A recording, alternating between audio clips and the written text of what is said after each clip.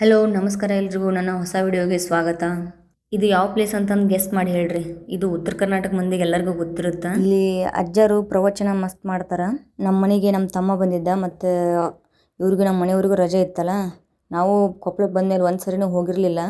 ಹಿಂಗಾಗಿ 3 ಜನ ಸೇರಿ ಹೋಗಿ ಬರೋಣ ಅಂತಂದು ಬಂದೀವಿ ನೋಡ್ರಿ. ಅಳಿದಾಡು ಮನಕ್ಕೆ ಸೊಗಸಾದ ಸಾಲು ಗುನುಗಿದೆ ಬಾನು ನನ್ನನು ನೋಡಿ, ಮುಂಜಾನೆ ಮಂಜು ಹಸಿರಂಚಿನಲ್ಲಿ ಸೆಳೆದಿದೆ ಇನ್ನು ಸುಳಿವನು ನೀಡಿ.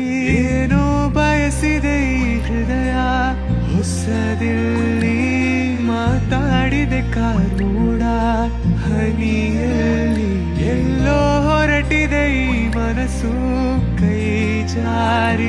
ನಾವು ಇವತ್ತು ಎಲ್ಲಿಗೆ ಬಂದೀವಿ ಅಂತಂದ್ರೆ ಕೊಪ್ಪಳ ಗವಿಸಿದ್ದೇಶ್ವರ ಮಠಕ್ಕೆ ಬಂದೀವಿ ನೋಡ್ರಿ. ನೋಡಿ ಎಷ್ಟು ಚಿಕ್ಕ ಬಾಗಿಲೇ ಇದೆ, ಎಲ್ಲರೂ ಹಾಗೆ ಬಗ್ಗಿ ಬಗ್ಗಿ ಹೋಗ್ಬೇಕು. ಒಳಗಡೆ ಕೆಳಗಡೆ ಇದೆ ಅದು ದೇವರು, ಗುಹೆದೊಳಗಿದೆ. ಎಷ್ಟು ಚೆನ್ನಾಗಿದೆ ನೋಡ್ರಿ, ಅಲಂಕಾರ ಎಷ್ಟು ಚೆಂದ ಮಾಡಿದ್ದಾರೆ.